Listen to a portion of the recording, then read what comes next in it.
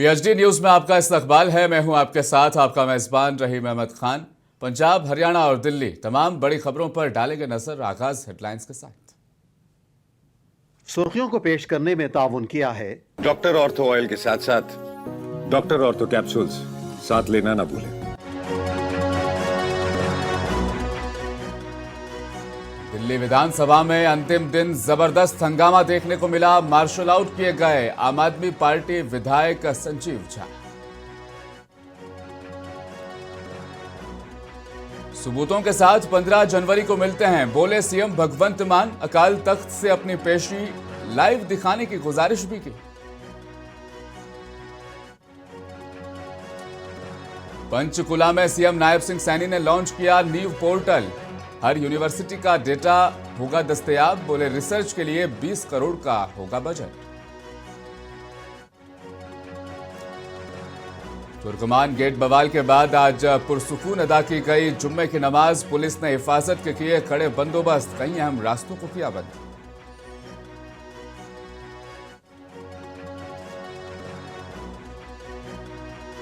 दिल्ली में साकेत कोर्ट की बिल्डिंग से कूदकर स्टाफ मेंबर ने की आत्महत्या। सुसाइड नोट बरामद, मानसिक तनाव को वजह बताया।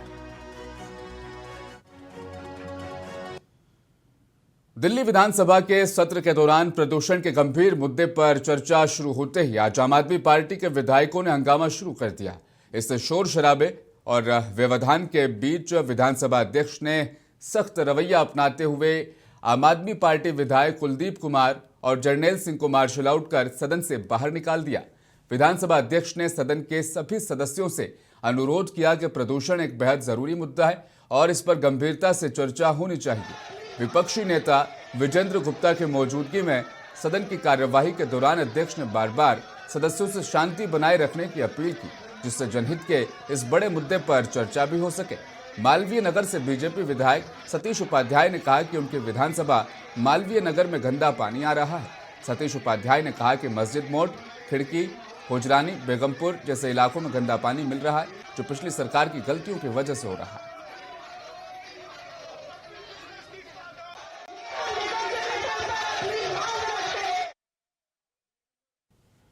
दिल्ली विधानसभा में शुक्रवार को भी बीजेपी और आम आदमी पार्टी विधायकों के बीच जबरदस्त हंगामा देखने को मिला। अध्यक्ष के निर्देश के बाद मार्शल के जरिए संजीव झा को बाहर निकलवा दिया गया और उन्हें पूरे दिन की कार्रवाई के लिए भी निलंबित कर दिया गया।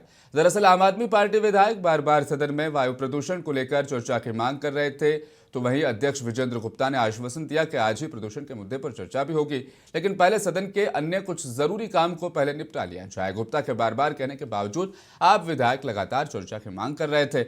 ऐसे में सख्त रवैया अपनाते हुए संजीव झा को भी तुरंत मार्शल आउट के निर्देश दिए गए।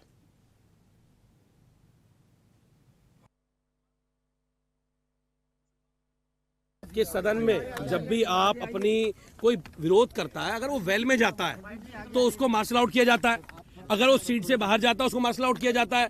यहाँ पहली बार सदन में ऐसा हो रहा है कि कोई मेंबर अगर खड़ा होके कोई बात रखना चाहता है, कोई पॉइंट ऑफ ऑर्डर लेना चाहता है, तो उसको बाहर कर रहे हैं उठा के। अगर हम ये कह रहे हैं खड़े होके कि हमें वॉकआउट करना है, तो उसके बाद वॉकआउट पे हमें उठा के बाहर करा जा रहा है। ये तो मुझे लगता है बहुत दुखद है। लोकतंत्र में ऐसा नहीं होता है। बाबा साहब अम्बेडकर के संविधान से चल रहा है सदन। ये सदन तो भाजपा के मंत्रों से चल रहा है, जो भारतीय जनता पार्टी के लोग ऊपर से लेटर भेजते थे स्पीकर साहब को, वो स्पीकर साहब जो है।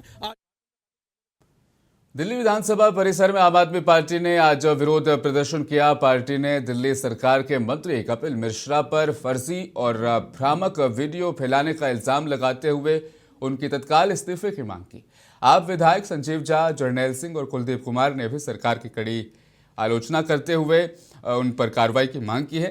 विधायक संजीव झा ने कहा कि जनता का ध्यान भटकाने के लिए एक फर्जी वीडियो फैलाया गया, जिसमें गुरु साहिब का नाम जोड़ा गया। कपिल मिश्रा ने वीडियो का गलत ट्रांसक्रिप्ट लिखा और उसे जानबूझकर प्रसारित किया। ये बेहद शर्मनाक हरकत है। हमने मांग की है कि इस वीडियो पर तुरंत प्रतिबंध लगाया जाए और इसे फैलाने वालों के खिलाफ भी सख्त से सख्त कार्रवाई की जाए।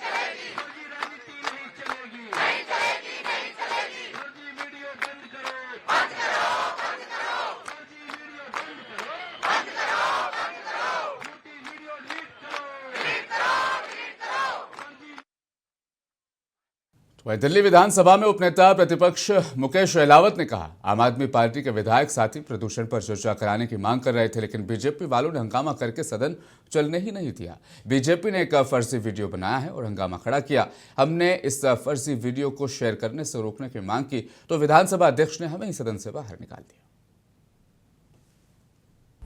पहला दिन का जब सेशन लगा हम लोगों का, तब हमारा एक विधायक थे अजय दत्त जी, वो अंदर आए और उनको आने नहीं दिया, क्योंकि वो प्रदूषण की हम लोग बात करना चाह रहे थे, लेकिन वो रोक दिया और अभिभाषण में हमारी बात पूरी नहीं हो पाई और वो हमको सबको बाहर कर दिया।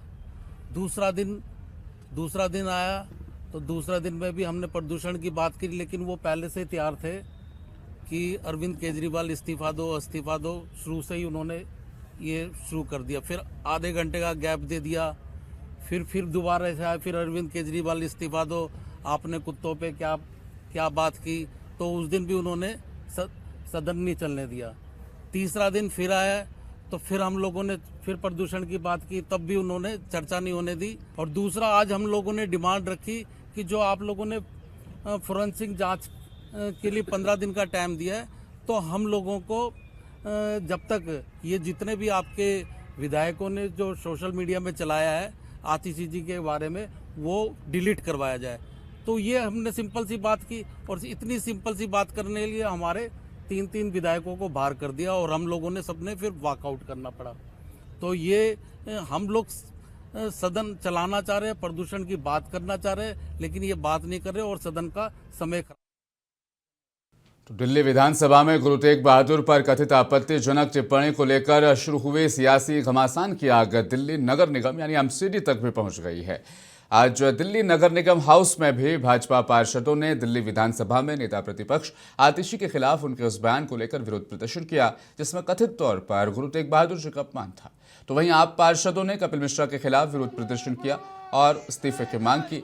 आज मीडिया से बातचीत में दिल्ली सरकार के मंत्री प्रवेश वर्मा ने कहा, विधानसभा का शीतकालीन सत्र 4 दिनों के लिए निर्धारित था। पूरे देश ने देखा कि किस तरह विपक्ष ने लगातार सदन को बाधित किया।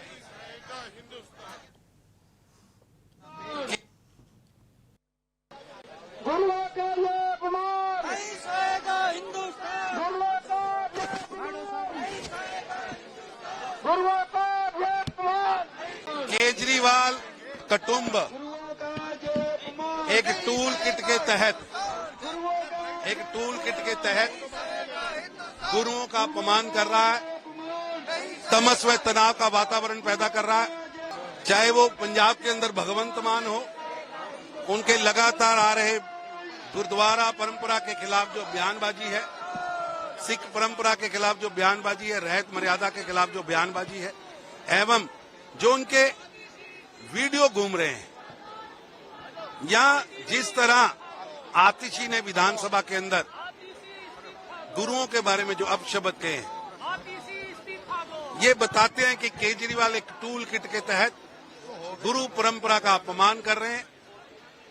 एक योजनाबद्ध तरीके, जैसे 1984 के अंदर गांधी नेहरू परिवार के इशारों पर सिख कत्लो गारत हुआ था और देश के 52 शहरों को शमशान बना दिया गया था, उसी तरह आज 2026 में सिख गुरुओं का अपमान किया जा रहा है। देश इसे कभी नहीं सहेगा, गुरुओं का अपमान हम कभी नहीं सहेंगे। राजधानी दिल्ली में साकेत कोर्ट परिसर में एक स्टाफ कर्मचारी द्वारा आत्महत्या करने का मामला सामने आया है। पुलिस की अब तक की जांच के मुताबिक एक कोर्ट स्टाफ मेंबर ने बिल्डिंग से कूदकर आत्महत्या कर ली है।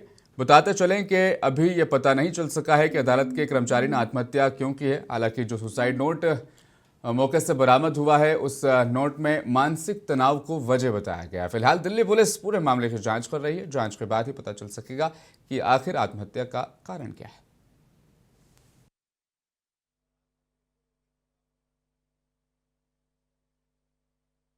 ये एक हरीश नाम के व्यक्ति हैं जो कोर्ट में एलमद की पोस्ट पर कार्यरत थे। उन्होंने आज जो फिजिकली हैंडीकैप्ड भी थे 60%, उन्होंने आज सुबह जैसे हमें न्यूज मिली कि उन्होंने 4th या 5th फ्लोर से कूदकर अपनी जान दे दी, सुसाइड किया। एक सुसाइड नोट भी वो लिख कर गए हैं, जिसमें उन्होंने जो अपनी मौत का कारण बताया, वो वर्कलोड बताया। मैं आपको बता दूं यहाँ पर वर्कलोड क्यों है, क्योंकि स्टाफ की थोड़ी बहुत कमी है। एक आदमी के पास 3-3 आदमियों को काम करना पड़ रहा है।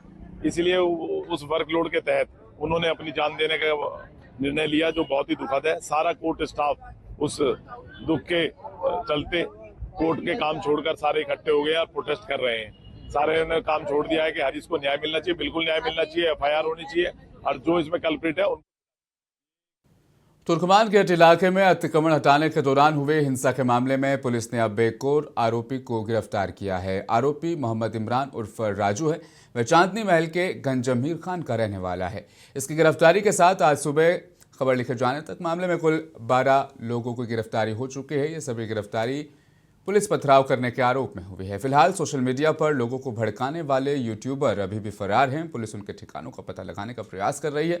तो वहीं सूत्रों ने बताया कि आज इलाके में भारी सुरक्षा बल तैनात किया गया, जिसकी वजह यह है कि हिंसा के बाद आज पहली जुम्मे की नमाज वहां पर अदा होनी थी। बताते चले जुम्मे की नमाज अमन अमान और पुरसुकून अदा की गई। ऐसे में एहतियात के तौर पर ज़्यादा पुलिस बल और अर्धसैनिक बलों को इलाके में तैनात भी किया गया। तो वहीं इसी कड़ी में तुर्कमान गेट जाने वाला रास्ता आज भी पूरी तरीके से बंद रहा। नमाज से पहले क्या कुछ पुलिस प्रशासन ने कहा वो सुनाते हैं आपको।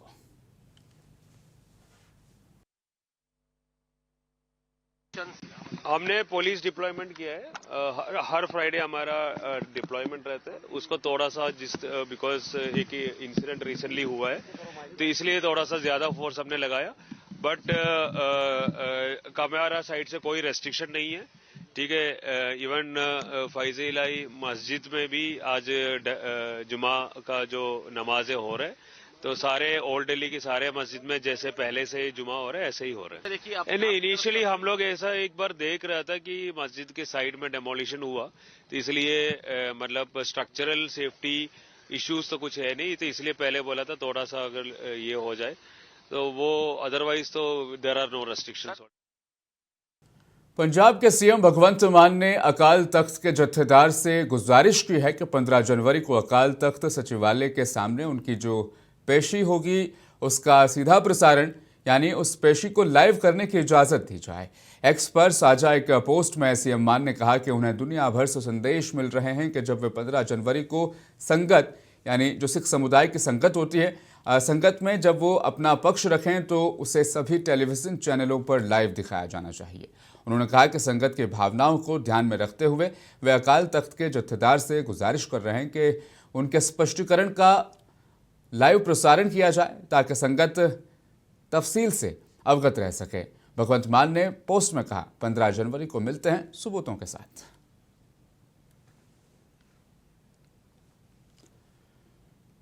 तो पंजाब कांग्रेस ने भी महात्मा गांधी के नाम पर स्थापित ग्रामीण रोजगार गारंटी योजना यानी मनरेगा को पुनर्जीवित करने की मांग के लिए मनरेगा बचाओ संग्राम के पहले फेज का आगाज कर दिया है। इसका आगाज गुरदासपुर कस्बे में एक रैली के तौर पर हुआ, जिसमें पार्टी के वरिष्ठ नेता, हजारों श्रमिक, मजदूर, किसान और समाज के वंचित तबकात ने हिस्सा लिया। कांग्रेस नेताओं ने अपने संकल्प को दोहराया कि केंद्र में भारतीय जनता पार्टी सरकार को मनरेगा को पुनर्जीवित करने और नए कानून विकसित भारत जी राम जी को वापस लेने के लिए मजबूर किया जाएगा। ठीक उसी तरह जैसे 3 किसानों के लिए लाए गए काले कानून को वापस करने पर मजबूर किया गया था। इस मौके पर छत्तीसगढ़ के पूर्व सीएम और पंजाब के प्रभारी पार्टी महासचिव भूपेश बघेल ने कहा कि कांग्रेस ही वह पार्टी है जिसने हमेशा मेहनतकश तबके और समाज के वंचित लोगों के हित में फैसले लिए।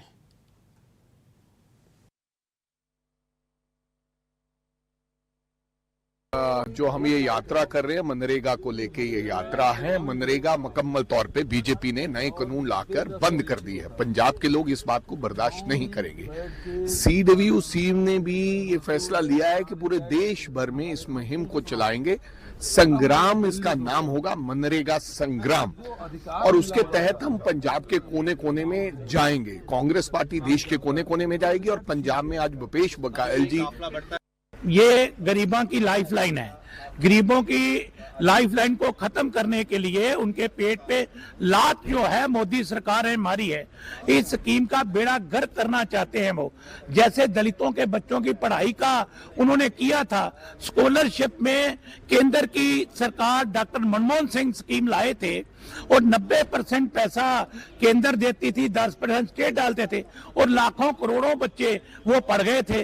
और वो आज उन्होंने कह दिया, मोदी जी ने उसकी स्कॉलरशिप को बंद करने के लिए कि नहीं, हम 60% देंगे, 40% स्टेटें दें, और स्कॉलरशिप बंद होगी।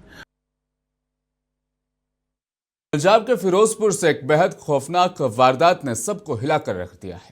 यह हरमन नगर इलाके में एक ही परिवार के 4 लोगों की गोली लगने से मौत हो गई। मरने वालों में पति पत्नी और उनकी 2 छोटी बच्चियां शामिल हैं। सुबह जब मैड काम पर आई तो दरवाजा अंदर से बंद था। काफी देर तक दरवाजा नहीं खुला तो पड़ोसियों को बुलाया गया। अंदर जाकर देखा तो चारों के शव खून से लथपथ पड़े थे। पुलिस ने मौके से एक पिस्तौल भी बरामद की। अभी यह साफ नहीं हो पाया है कि यह सुसाइड है या मर्डर। पुलिस को शक है कि अमन ने परिवार को मारकर खुद को गोली मारी, ऐसा हो सकता है। एसएसपी भूपेंद्र सिंह सिद्धू मौके पर पहुंचे। शवों को पोस्टमार्टम के लिए सिविल अस्पताल भेजा गया है। पुलिस आगे की तहकीकात कर रही है।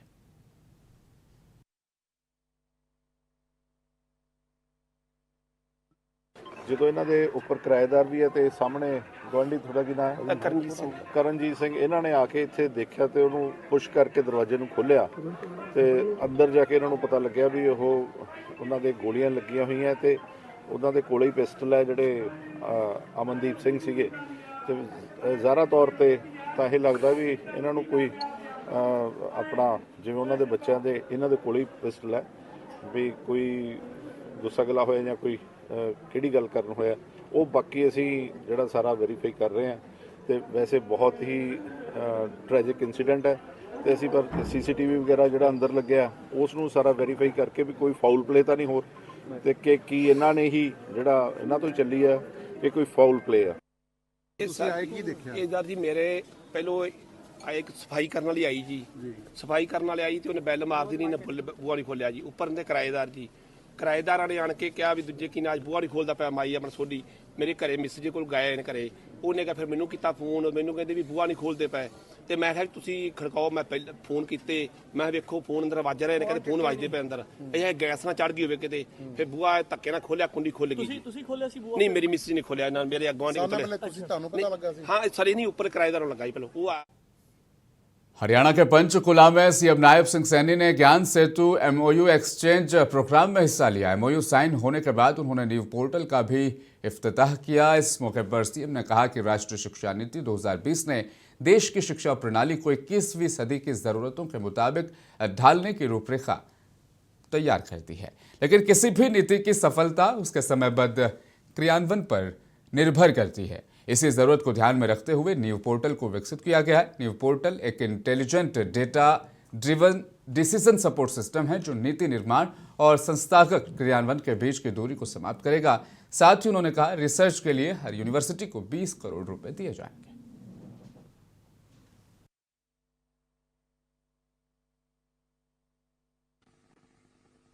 आज इस अवसर पर हमारे खेल मंत्री युवा गौरव गौतम जी, हमारी कालका से विधायिका शक्ति रानी शर्मा जी, हरियाणा विधानसभा के पूर्व स्पीकर ज्ञानचंद गुप्ता जी, हमारी प्रदेश की उपाध्यक्षा श्रीमती बंतो कटारिया जी, जिला के हमारे अध्यक्ष अजय मित्तल जी, प्रधान सचिव युवा अधिकारिता एवं उद्यमिता विभाग राजीव रंजन जी, हमारे डायरेक्टर विवेक अग्रवाल जी और उपस्थित हमारे सभी टीम के प्रभारीगण, प्रशिक्षकगण, हमारे सभी अभिभावकगण और प्रिय युवा साथियों, आप सब। हरियाणा पुलिस ने 17 साल के नेशनल लेवल शूटर के यौन उत्पीड़न के आरोप में राष्ट्रीय स्तर के एक शूटिंग कोच के खिलाफ मुकदमा दर्ज किया है। पुलिस ने आरोपी कोच के खिलाफ पॉक्सो अधिनियम की धारा 6 और आईपीसी 351(2) के तहत मामला दर्ज किया है। इस मामले पर हरियाणा महिला आयोग की प्रमुख रेणु भाटिया ने रद्देमल जाहिर करते हुए कहा, यह एक दुखद और शर्मनाक घटना है, आरोपियों को बख्शा नहीं जाएगा। दुखद है, शर्मनाक है। इससे बुरा कुछ नहीं हो सकता कि अगर गुरु ही भक्षक बन जाए। गुरु शिष्य परंपरा को बेइज्जत करने वाला ये एक हादसा है और जिसने भी ये किया उसको कड़ी सजा मिलेगी। पॉक्सो एक्ट के तहत उसके खिलाफ एफआईआर दर्ज हुई है और 4-5 टीम्स लगाई गई हैं। मेरी स्वयं सतेंद्र गुप्ता जी जो कमिश्नर पुलिस हैं फरीदाबाद, उनसे बात हुई शाम को कि क्या हुआ, तो उन्होंने कहा 4-5 टीम्स को अलग अलग दिशाओं में भेजा गया है। एक टीम मोहाली भी भेजी गई है क्योंकि वो मोहाली का रहने वाला है और वो बचेगा नहीं, चाहे वो फोन्स बंद कर ले, चाहे वो हमारे को मीडिया में सुन रहा हो। तुम जहां कहीं भी हो तुम पकड़े जाओगे। पुलिस के, कानून के, हम सब के हाथ बहुत लंबे हैं, तुम्हारी गर्दन तक पहुंचेंगे। और रिमेंबर, तुमने जो किया है। पुलिस के मुताबिक नेशनल शूटर के साथ यौन उत्पीड़न की घटना 16 दिसंबर को हुई थी। पीड़िता नई दिल्ली के doctor Karni Singh shooting academy में राष्ट्रीय स्तर की शूटिंग प्रतियोगिता में शामिल होने गई थी। वहां प्रतियोगिता के एक दिन बाद होटल में यह वारदात हुई है। फरीदाबाद पुलिस के पीआरओ ने बताया कि यशपाल यादव ने बताया कि मामले की जांच अब शुरू कर दी गई है। पुलिस ने होटल मैनेजमेंट से घटना वाले दिन के सभी सीसीटीवी फुटेज मांगे हैं ताकि नाबालिग शूटर के आरोपों की पुष्टि हो सके। यशपाल यादव ने बताया कि पीड़िता के मेडिकल जांच कराने और न्यायिक मजिस्ट्रेट के सामने उसका बयान दर्ज कराने के लिए कानूनी प्रक्रियाएं चल रही हैं।